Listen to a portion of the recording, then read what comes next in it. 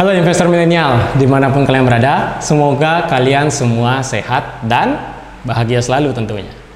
Oke, pada kesempatan ini Amandana punya program baru, di mana program ini bernama Jejak Trader.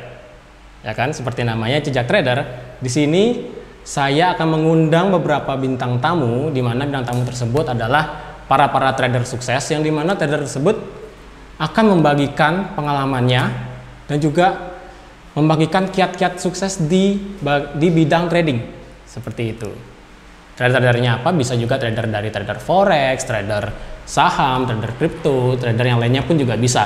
Dimana di sini akan saya undang sebagai pembicara di Jejak Trader. Ya, seperti itu.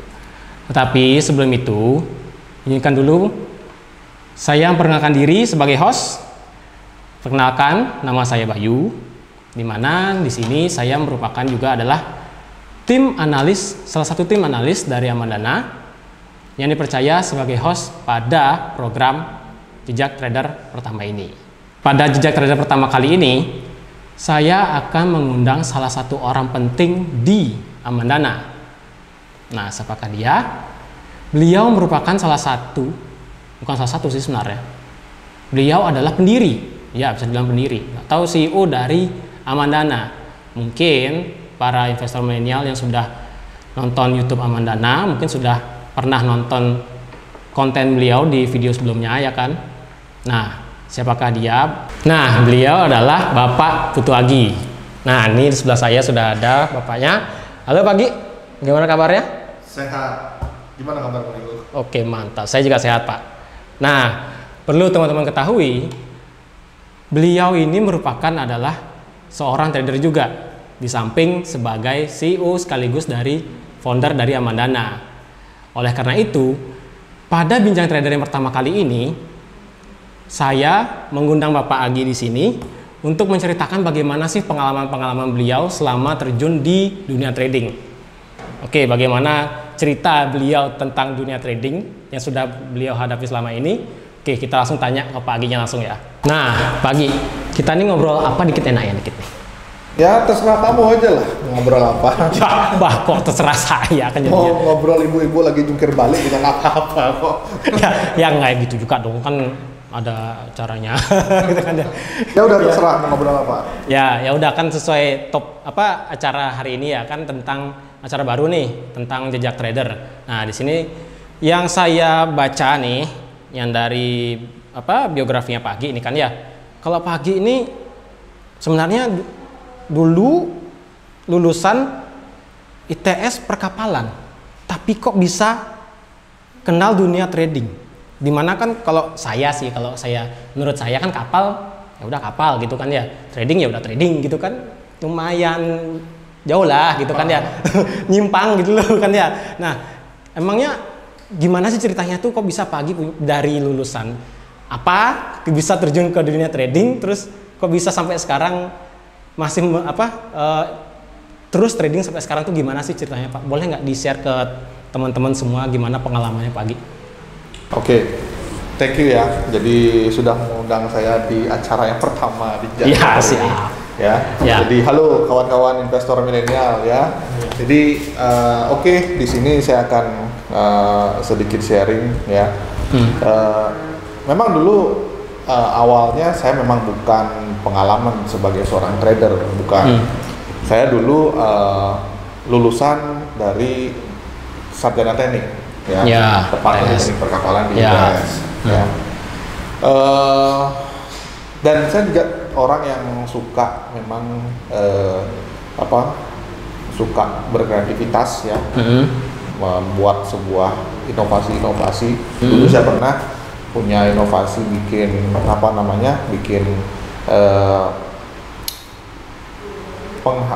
pembangkit listrik dari air laut. Oh, pernah nyoba? Pernah. Jadi pernah saya membuat seperti itu, tapi sayangnya cuma dalam bentuk prototype aja. Enggak dijadiin sekarang? Nggak jadi. Nggak jadi. Sayangnya nggak jadi. Caca tugas kampus ya?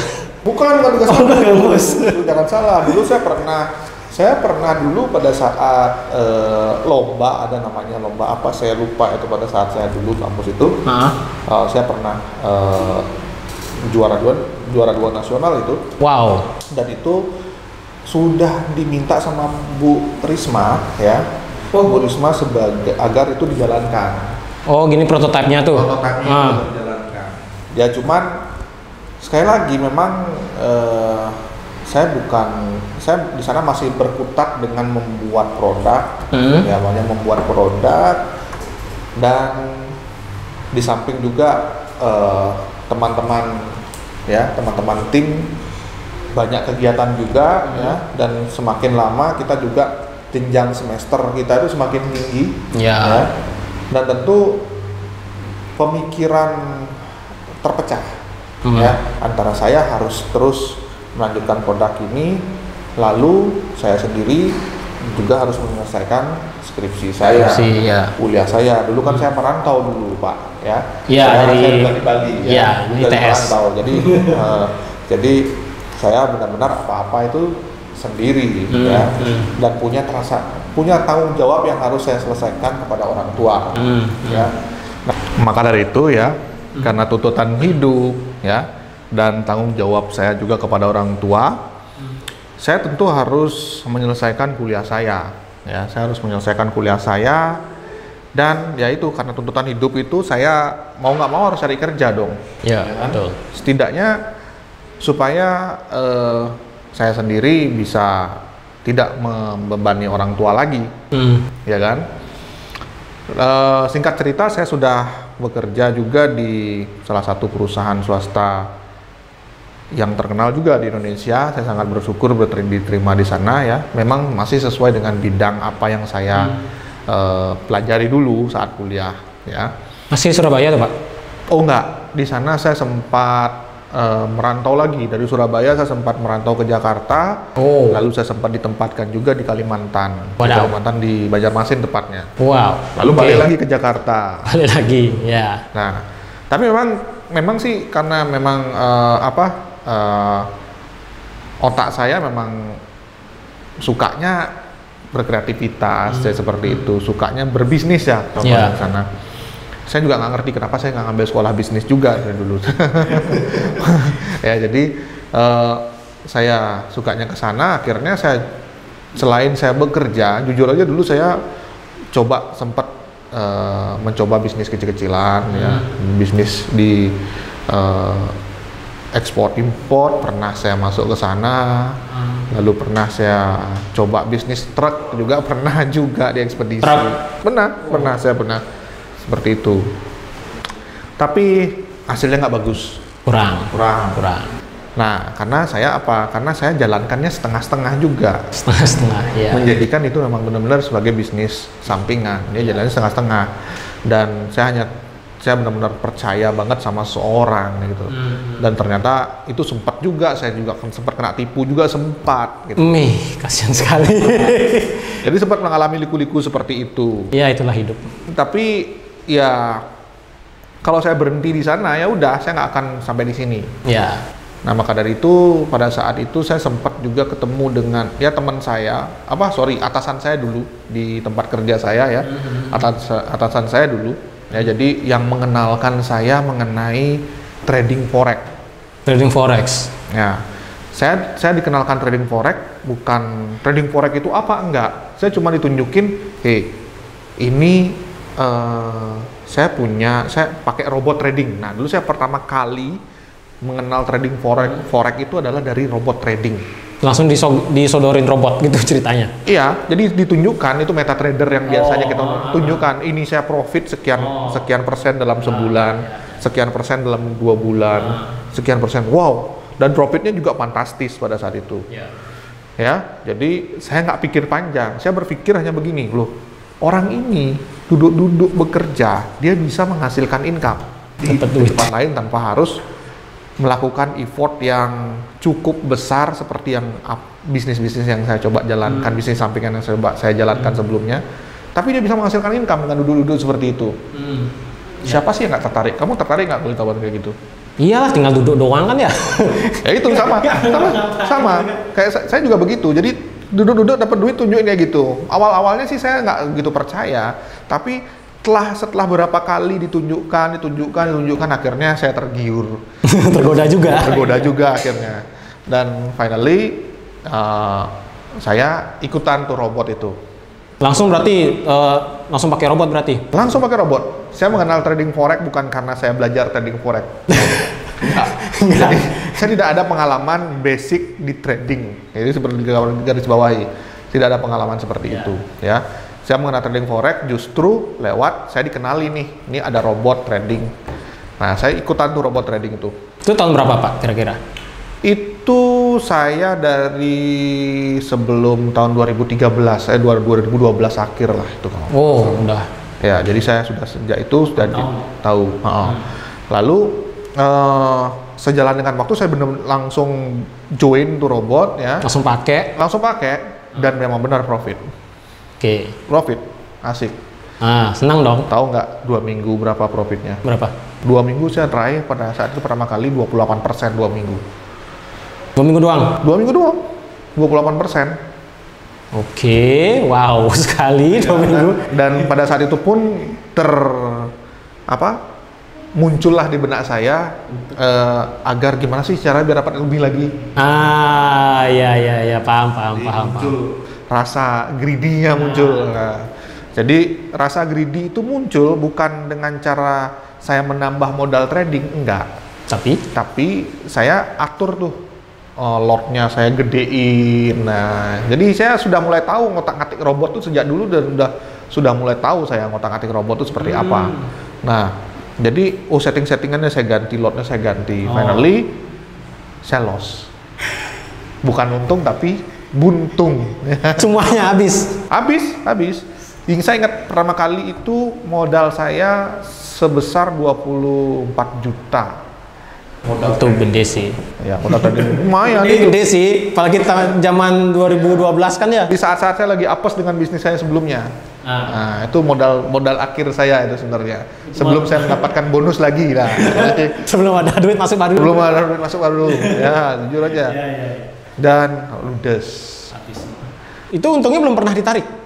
Pernah ditarik, tapi baru 2 bulan gitu saya langsung udah kepincut, langsung pingin profit yang gila-gilaan. Saya pokoknya gimana caranya biar saya dapat profit gede. Oke. Nah, setelah itu karena terjadi seperti itu, ya.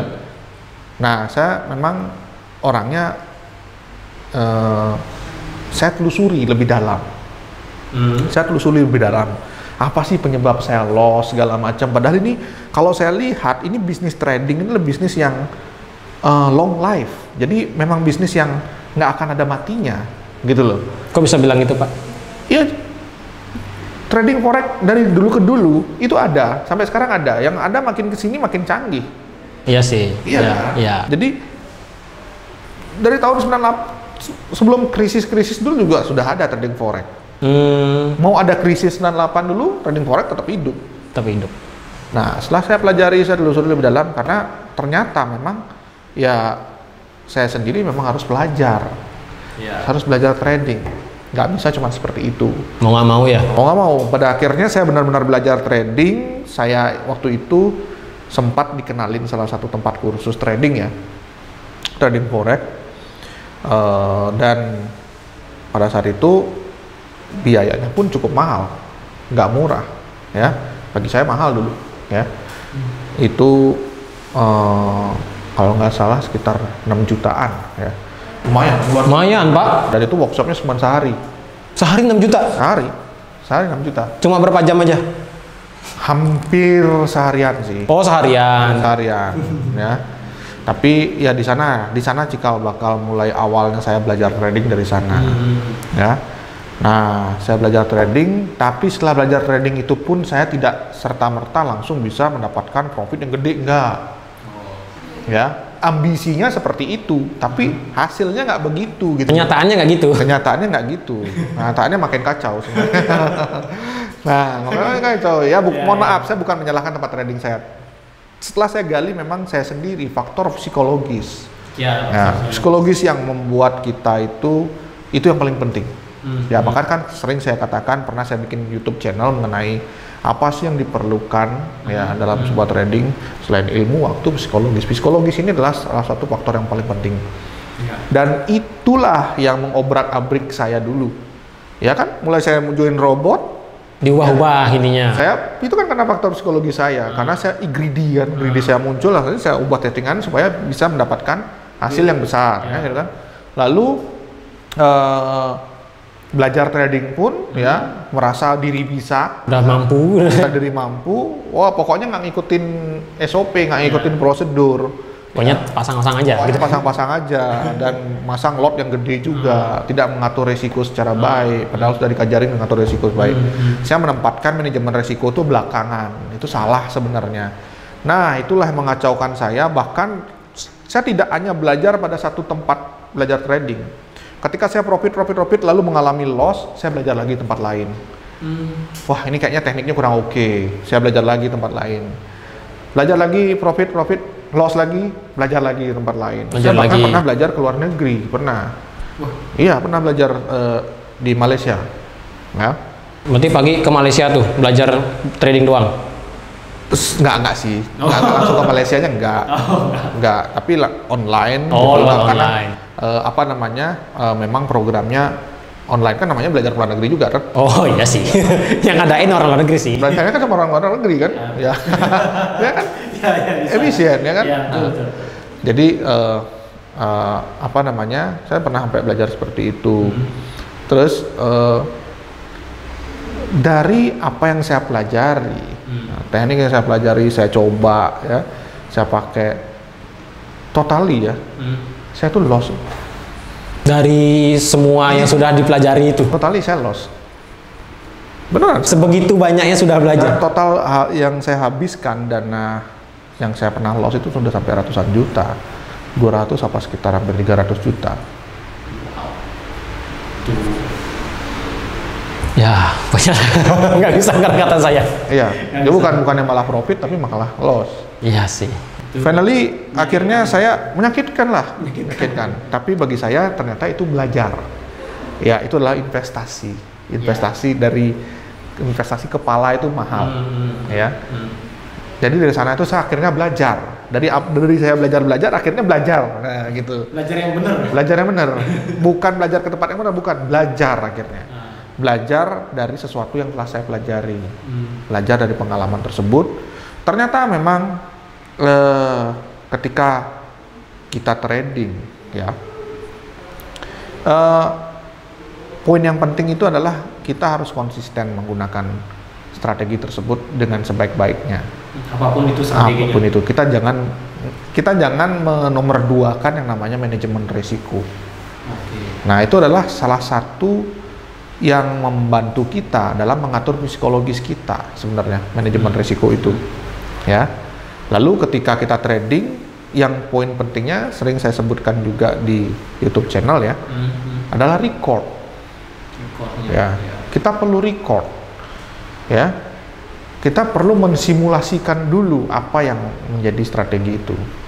Ya, kita simulasikan sehingga kita tahu dalam simulasi itu berapa kali win, berapa kali loss, sehingga setelah itu kalau kita sudah tahu berapa kali win, berapa kali loss, dan secara total ternyata win lebih banyak daripada loss, sekalipun kita trading dengan teknik itu pun ketika kita mengalami loss, kita sudah tahu, oh ya sudah memang pernah loss kok. Iya sih. Yang sudah memang pernah loss kok. Iya. Tapi memang dari hasil simulasi itu pun lebih banyak winnya, jadi kita harus pede-pede aja. Walaupun ada beberapa bagian. Ya, yang penting street itu apa? Street itu manajemen resiko. Itu yang poin pentingnya. Nah, mulai dari sanalah saya bisa mulai bangkit ya. Mulai bangkit, tradingan saya mulai konsisten. Ya, belajar dari apa yang telah kita pelajari, mulai konsisten. Dan saya pada akhirnya membuat robot, saya bergelut di bidang robot. Saya membuat suatu membuat program ya. Jadi teknik trading itu saya jadikan sebuah program agar bisa berjalan secara otomatis. Dan tentunya dari sana saya juga mendirikan Amandana. Nah sebelum nih Pak, sebelum jauh ke robot sama Amandana nih, Tadi kan berarti kan Pak Agi udah belajar trading yang benar gitu kan ya. Berarti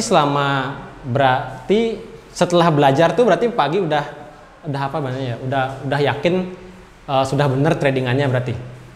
Maksudnya? Sudah sebelum sebelum ciptakan robot itu, berarti kan sebelum orang bikin robot kan harus pede dulu dong sama analisanya dia, sama teknik strateginya dia gitu kan. Berarti Pak Agi sudah yakin betul dengan apa yang sudah Pak Agi pelajari selama berapa tahun ke belakang itu dengan pengalaman itu, baru Pak Agi baru bikin robot itu. Ya, jadi apa yang membuat kita pede? Yang membuat kita pede adalah ketika strategi yang kita pelajari, lalu kita simulasikan, atau kita punya record dari strategi yang kita pelajari. Nah, entah itu recordnya itu dari memang kita langsung jalankan atau kita simulasikan. Dari simulasi tersebut ternyata kita paham bahwa strategi ini oke dalam artian apa? Profitnya lebih banyak daripada lossnya. Nah, selalu sana kan kita jadinya ini memang strategi bener.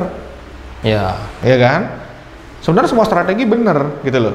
Ya kan, dari kombinasi itu akhirnya ini strategi bener kok. Gitu loh. Nah, setelah itu barulah kita membuat robot. Nah, di robot itu pun sebenarnya kita simulasi lagi kan. Ya kan? Tidak 100% apa yang dari strategi yang kita pelajari saya input ke robot, nggak bisa. Oh, nggak bisa. Karena ada beberapa hal yang tidak bisa secara langsung dikoding oleh program, sehingga hal tersebut membutuhkan suatu taktik menggunakan hitung-hitungan matematis, menggunakan riset. Nah, itu sambil disimulasi gitu. Berarti kan sudah disimulasi, sudah hasilnya sekian win sekian loss gitu kan Pak ya. Bisa nggak kalau robotnya tuh bikin win aja, dalam artian mungkin porsi winnya 90-10 mungkin bisa gitu bikin robotnya sebenarnya? Kalau membuat robotnya win aja, ya semua harapan kita semua sih 100% win ya. Iya sih. Harapannya 100% win. Semua orang sih. Semua kan harapan juga harap 100%. Tapi coba aja, Anda lihat sendirilah sebuah indikator yang dipasang di MetaTrader. Memangnya indikator yang dipasang di MetaTrader itu mau menyebabkan 100% win ketika menggunakan indikator tersebut? Enggak juga sih. Enggak kan? Iya, enggak juga. Ada rasio winnya yang lebih banyak daripada lossnya. Rasio win 65%, 70% itu sudah sangat oke. Rasio win 60% sudah sangat oke. Ya, wajar ada loss, sama seperti kita melakukan bisnis, ya kan? Sama, jangan kita posisikan. Nah, itu sebenarnya ketika orang menjalankan trading forex, banyak yang menjadikan trading forex itu bukan sebuah bisnis. Justru memikirkan bagaimana saya bisa melipat gandakan uang di trading forex. Kayak pagi dulu ya? Iya, saya dulu kayak gitu. Nah, jadi otak saya kayak karena forex itu bukan dianggap bisnis, cuma biar cepat dapat duit banyak gitu kan ya? Ya, itu yang salah. Itu yang salah. Jadi ya, ketika kita menganggap itu sebuah bisnis, loss itu adalah sesuatu yang wajar. Nggak mau harus. Nggak mau, itu sesuatu yang wajar. Tapi bagaimana caranya kita memanage loss itu supaya akun kita tetap tumbuh? Itu poin pentingnya. Loss ya wajar, nggak masalah ada loss. Tapi yang penting adalah gimana caranya manage loss itu ya supaya akunnya tetap tumbuh. Itu kan berarti kan Pagi udah menetapkan cara tradingnya itu ke dalam robot, ke dalam robot Agi FX kan yang punya dia mana. Nah, selama ini berarti robot Aginya tuh udah gimana berarti perjalanannya berarti? Maksudnya udah gimana tuh gimana? Apakah hasilnya bagus dari kapan boleh tahu Pak Agi FX ini dibuat lah pertama kali? Iya, kalau Agi FX ini sudah saya godok mulai sejak saya sudah sebenarnya berkecimpung di dalam dunia robot ini di 2016 ya. Jujur saya bukan seorang programmer, saya bukan lulusan dari ekonomi, bukan programmer juga bukan. Yang ngajarin siapa? Tapi bukan saya yang bikin robotnya. Saya konseptor. Kira Pagi yang ngerti, yang buat sendiri. Buat dalam hal mengcoding itu ya bukan saya. Gitu. Bukan. Ada timnya, ya kan? Ada tim R&D kita kan. Ya. Dan di sana saya sebagai konsepnya harus begini. dan di reset terus, jika ada kesalahan di reset lagi gitu. Nah, saya konsep di sananya. Ya. Nah, tadi apa pertanyaannya? Sudah dari kapan AGFX-nya nih? Nah, itu kita sudah godok dari sejak 2016 akhir ya. 2016. Ya, kita sudah godok dari 2016 akhir hingga di 2017 itu kita berani menjual produk ini dan benar-benar dipublish mulai 2018. 2018. Ya. Setelah melewati hasil yang struggle-nya ada nggak Pak bikin robot itu struggle-nya? Oh ya, bikin robotnya cepet. Jujur, yang programmernya cepet kok coding robotnya. Bikin mengcodingnya cepet. Coding programnya? Iya, 1-2 hari selesai kok codingnya.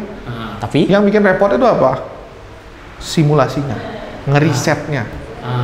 Ketika kita mencoba strategi ini, lalu di tengah jalan fail, ya kan? Kan makanya tadi itu saya katakan, tidak semua poin dari strategi yang kita pelajari itu bisa diinput menjadi sebuah codingan, nggak semua. Ya. Nah, ketika poin-poin yang tidak bisa diinput dalam sebuah codingan itu kita akalin dengan seperti apa, itu butuh riset. Ya.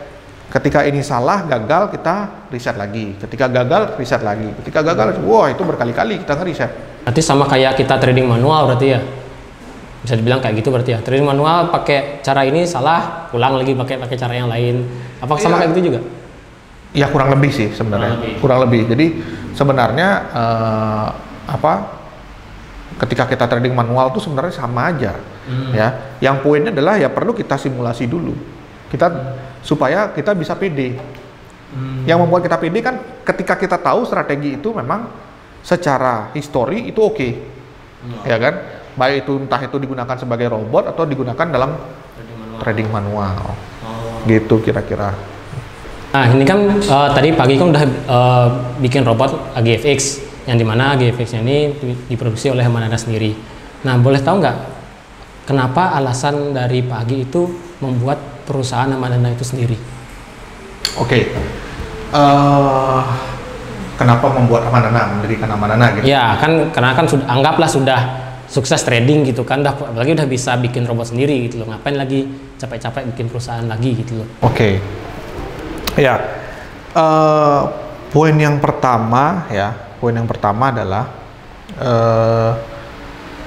sebenarnya poin ini nyambung semua. Ya, jadi poin yang pertama, ketika kita memproduksi suatu produk yang bagus, yang sebenarnya bisa dimanfaatkan oleh banyak orang, kenapa kita tidak menyebarkan itu ke banyak orang? Tapi padahal pakai diri sendiri pun oke gitu kan ya? Yes, ya. Kenapa tidak? Ya kan? Itu kan bisa membantu. Betul kan? Lalu yang kedua, ini terkait dengan saya sendiri juga. Pertama, saya orangnya memang tipe orang yang suka berbisnis, ya. Saya suka berentrepreneur, saya suka, ya. Saya kenal diri saya itu setelah saya terjun di dunia kerja, malah saya baru tahu bahwa saya suka begitu gitu loh. Ya. Lalu yang kedua, saya berpikir kalau saya menggunakan uang saya saja, Anda sendiri tahu kan berapa kisaran profit AGFX ya robot itu per tahun berapa kan? Itu berkisar 20 sampai 100% per tahun ya kan? Anggap aja 20% deh nyampe setahun. Ya. Kamu perlu dana berapa supaya kamu bisa besar? Lumayan sih. Lumayan kan? Ya lumayan kan? Dana 100 juta baru nyampe 20 juta. Per tahun 20 juta. Ya kan? Gimana buat makan gimana? Ya nggak? Apalagi mau buat kembangin bisnis. Iya. Itulah butuh leverage namanya. Leverage. Ya. Leverage ya. Butuh daya ungkit. Oke. Sama seperti gini analoginya. Ketika kita menjalankan sebuah bisnis, ya anggap aja lah, Anda punya bisnis resto ya. Resto Anda enak. Anda tahu nih profitnya per tahun itu mungkin sama, anggap aja sekitar 20% netnya per tahun. 50% netnya setahun. Setahun loh net, saya bilang net profit setahun. Lalu Anda berpikir, gimana sih cara saya mengembangkan bisnis resto saya Supaya biar lebih besar. Biar lebih besar lagi, biar supaya cepat besarnya. Cara yang pertama minjem duit kan? Ya, minjem modal lah, Pak. Minjem modal kan. Tapi ketika Anda minjem modal, risikonya itu terletak pada Anda sendiri, bener nggak? Ya. Betul kan? Dan kamu sendiri pasti nggak akan bisa, maksudnya modal tuh nggak akan bisa langsung banyak, bener nggak? Iya sih. Pasti nggak mungkin langsung dapat banyak sih, nggak mungkin. Betul. Ya maka dari itu cara kedua apa? Franchise kan. Oh, di franchise kan. Ya kan? Membuat bisnis Anda menjadi bisnis franchise. Orang bisa membeli franchise bisnis Anda. Ya kan? Anda mendapat share sekian, ya. Lalu dengan sistem franchise tersebut semakin cepat kan jadinya. Ya. Semakin cepat kan? Kan banyak bisnis franchise seperti itu, ya. Nggak perlu saya sebutkan merek ya di sini kan. Banyak lah pokoknya. Banyak, nggak cuman makanan, retail ada, banyak sekali kan. Nah, kenapa? Karena itu salah satunya apa? Supaya memperbesar itu gimana caranya? Ya leverage, itu namanya daya ungkit. Franchise itu leverage. Iya. Sekarang saya trading dengan robot saya seperti itu. Gimana cara saya memperbesar leverage saya? Artinya saya butuh dana yang besar. Iya, dana lebih. Ya. Cara yang pertama mungkin saya kelola dana orang. Jadi ngambil dana orang berarti ya? Bukan ngambil, saya mengumpulkan dana orang. Kalau ngambil kan saya tilep. Bukan. Saya ngumpulin dana orang, ya. Lalu dana orang saya kelola, benar nggak? Oke, ya bisa. Ya fund manager lah jatuhnya. Oke, ya. Tapi masalahnya ketika kalau saya menjadi seorang pengelola, ngurus izin itu kan nggak gampang, men. Iya kan? Nggak bisa lah kita ngurus izin seenak. Kamu kira gampang ngurus izin menjadi pengelola, menjadi perusahaan investasi? Enggak. Susah. Enggak segampang itu. Kalau kita iya benar, kalau nggak gitu ya kita menjadi seorang pengelola yang ilegal. Ya kan? Saya nggak mau ketangkap karena itu. Ya kan? Nah, lalu cara yang kedua bagaimana? Ya udah saya jual sistem. Robot saya jual, mau nggak mau. Nggak mau. Robot saya jual. Kalau saya jualan robot lalu tidak punya sebuah entitas, gimana cara saya jualan? Tentu dari sanalah saya mendirikan Amandana. Di mana Amandana produk pertamanya adalah robot. Gitu. Jadi begitu kenapa ya dengan cara menjual robot memperbesar leverage dan tentunya bagaimana sesuatu yang baik dan positif tentunya kan ini digunakan oleh orang juga bisa mendapatkan sesuatu yang positif dong. Ya dapat profit juga. Ya, saya kan bukan jualan racun. Ya. Ya kan? Saya kan bukan jualan barang yang konsumtif, enggak. Saya menjual produk di mana orang bisa berpotensi mendapatkan income. Benar nggak? Ya, betul. Positif nggak? Positif. Positif. Kalau sesuatu positif disebar, salah nggak? Ya. At least saya mendapat doa. Ya. Nah, itu sebenarnya. Tapi kan kalau dari sudut pandang orang-orang nih ya, kalau orang-orang awam kan misalnya kalau udah punya robot trading kayak tadi balik lagi. Udah punya robot trading, udah pakai sendiri aja gitu kan. Nggak usah disebar-sebarin. Ya, itu balik. Kalau misalnya itu balik lagi. Iya. Saya ingin mendapatkan hasil yang besar, bagaimana caranya?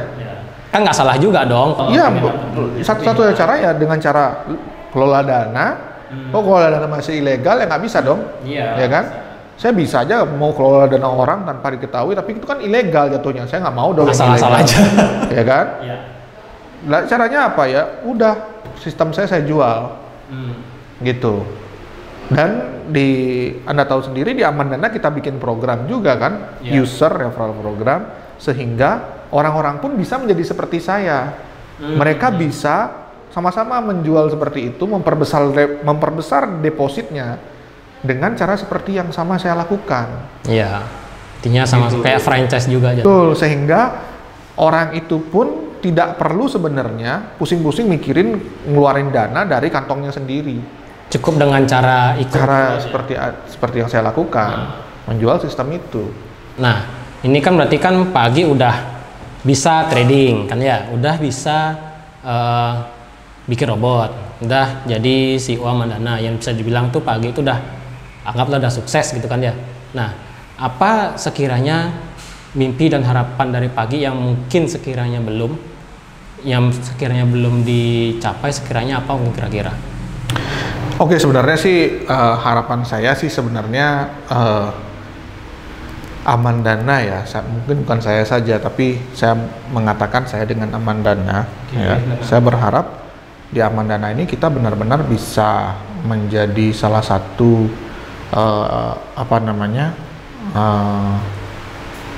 suatu entitas yang bisa membantu ya sebenarnya. Ini yang bisa membantu mensejahterakan banyak orang melalui produk-produk di dunia financial investment ya, gitu.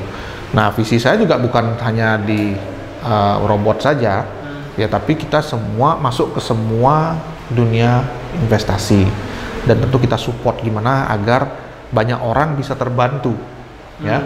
Maka dari itu kan kita mulai dari buka program edukasi, ya, tidak hanya jualan robot, enggak, buka program edukasi. Justru robot ini malah menjadi alat bantu sebenarnya. Kalau dibutuhkan sebagai alat bantu, bisa pakai robot, ya, yang tujuannya benar-benar membantu, mensupport, ya, masyarakat agar bisa lebih sejahtera hidupnya melalui produk-produk finance, ya, produk-produk investasi. Perlu diketahui sekarang yang mulai investasi itu masih sedikit. Untuk masyarakatnya ini? Masyarakat ini masih sedikit, masih 2% apa 4%, saya lupa. Masih 2% kalau nggak salah. Dari total penduduk usia produktif ya. Produktif yang mulai berinvestasi gitu. Iya, masih sedikit ya. Coba kita benar-benar bisa menyadarkan mereka. Ya, setidaknya kita bisa dipandang oleh pemerintah, dan ini bisa menjadi sesuatu yang positif bagi banyak orang sih. Ya, itu harapan saya. Kalau bisa bantu masyarakat supaya lebih baik kan kenapa enggak gitu kan Pak? Betul. Apalagi ini kan menyangkut yang namanya uang gitu kan. Betul. Orang pasti akan lebih agak gimana gitu kalau udah bahas uang tuh pasti agak wah gitulah pokoknya. Ada yang nganggapnya positif, ada yang nganggapnya negatif kan gitu Pak Gi ya. Betul. Nah, terakhir nih Pak Gi ya, kan pagi sudah bisa trading, bisa nggak bagi tips sedikit ke teman-teman semua yang nonton di sini, gimana sih caranya sebagai pemula, misalnya kalau saya teman-teman di sini pemula, supaya bisa trading dan bisa sukses juga di trading seperti Pak Gi? Oke, gini, tentu yang perlu dipahami dulu sebagai seorang trader, baik itu pemula ataupun yang sudah menjalani trading, bahkan banyak tidak menyadari ya. Yang perlu dipahami adalah pertama mereka harus mengerti ilmu trading. Ilmunya dulu. Ya, harus lo ngerti ilmu trading. Lo nggak ngerti ilmu trading ya jangan coba-coba. Terus yang kedua ya, punya waktu. Ngerti ilmu trading tapi nggak punya waktu untuk trading. Ya gimana caranya trading?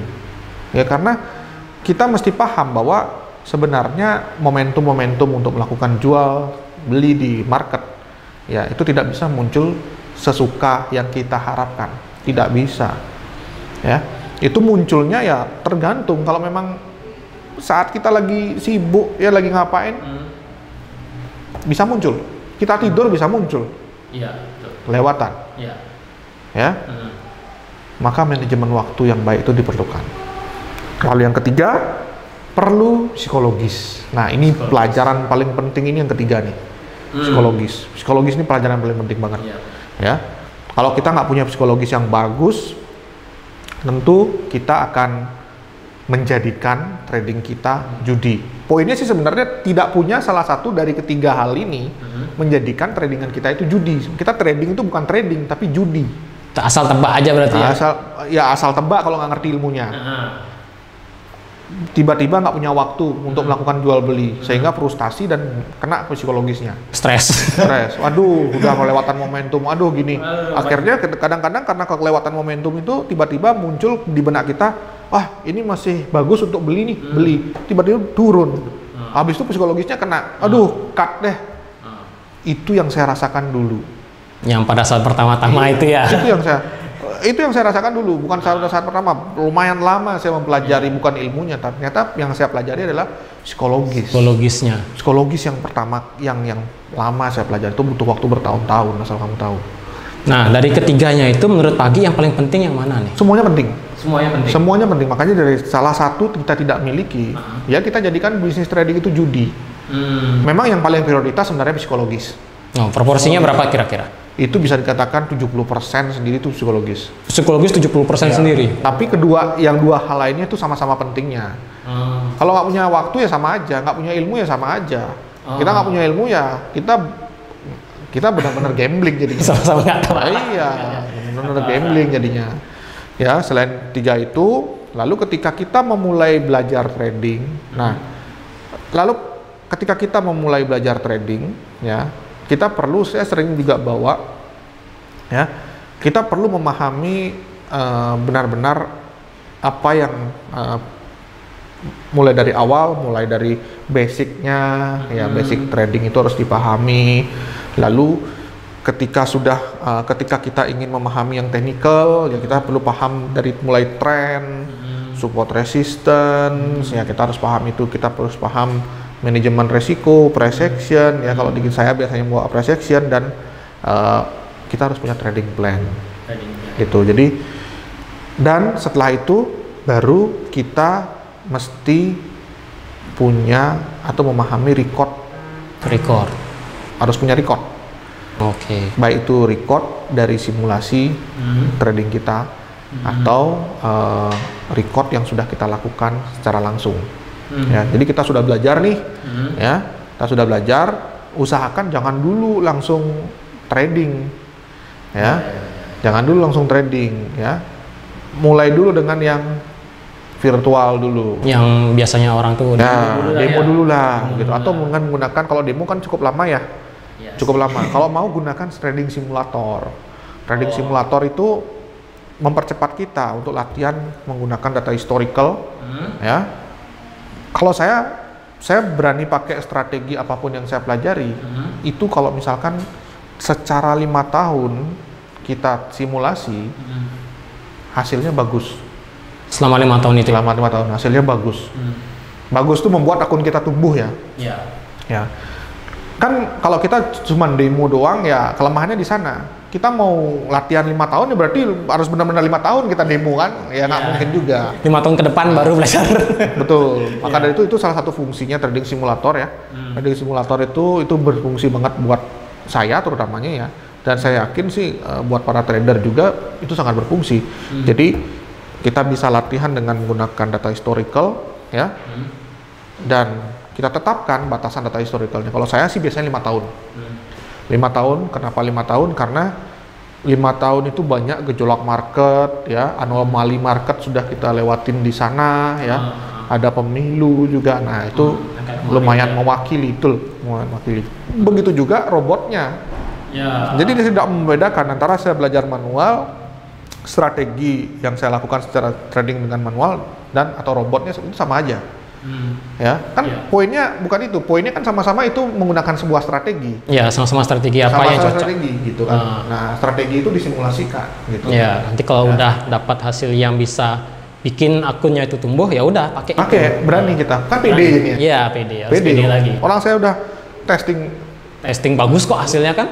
Ngapain takut gitu kan ya istilahnya. Kebanyakan kan orang-orang yang belajar teknik ya, yang saya pahami dulu saya juga, kebanyakan mereka hanya mendengarkan, oh ini profitnya sekian persen per hari, per bulan, atau rasanya itu kan kurang mewakili.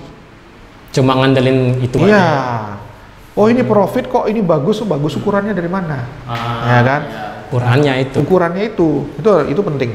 Jadi kalau kita misalkan ngomong masalah apa sih yang diperlukan sama si trader pemula, ya itu pertama tadi harus menguasai ilmunya, ya, lalu harus punya waktu untuk trading, harus punya psikologis yang bagus untuk trading. Kalau masalah belajarnya sebenarnya sih strategi itu semuanya bagus. Poin yang penting dari kita belajar strategi ya supaya kita juga jadi pede, kita lakukan simulasinya. Atau ketika misalkan kita belajar dari seorang ya dan kita belum bisa mensimulasikan, yang minta recordnya seperti apa strategi tersebut. Sehingga kita benar-benar pede, jadi kita tahu dong misalkan kalau ternyata strategi ini dalam setahunnya sekian kali kalah, sekian kali menang. Make sense dong, ada yang kekalahan itu make sense. Ya wajar kok. Wajar, tapi dengan begitu kita jadi pede. Ya. Jadi gitu, poinnya di sana sih. Tips bagi trader yang pemula ya. Pemula biar bisa profit konsisten lah, biar bisa dapat profit yang konsisten. Betul, betul. Oke, terima kasih Pak Agi sudah hadir di acara Jejak Trader yang pertama kali ini. Sip, thank you banget sudah diundang. Ya. Nah, itu tadi perbincangan saya dengan Bapak Agi yang sekaligus CEO dari Amandana dan juga seorang trader yang sudah sukses. Bagi teman-teman yang ingin belajar trading ataupun yang sudah terjun di dunia trading, bisa mengikuti tips dari Pak Agi tadi supaya bisa menjadi trader yang sukses. Semoga pada video kali ini dapat menginspirasi teman-teman semua, apakah yang ingin belajar trading ataupun yang sedang belajar trading. Dan juga teman-teman jangan lupa untuk komen di bawah, kolom komentar di bawah, apakah teman-teman ingin memberikan saran ataupun request materi apa yang ingin dibahas pada jejak trader berikutnya. Karena pada jejak trader berikutnya, saya akan mengundang beberapa bintang tamu yang tidak kalah serunya juga seperti itu. Dan juga sebelum itu, pastikan teman-teman subscribe channel Amandana dan juga klik lonceng di sebelahnya. Dan juga jangan lupa like video ini. Thanks for watching dan sampai jumpa di Jejak Trader episode berikutnya. Salam investor milenial.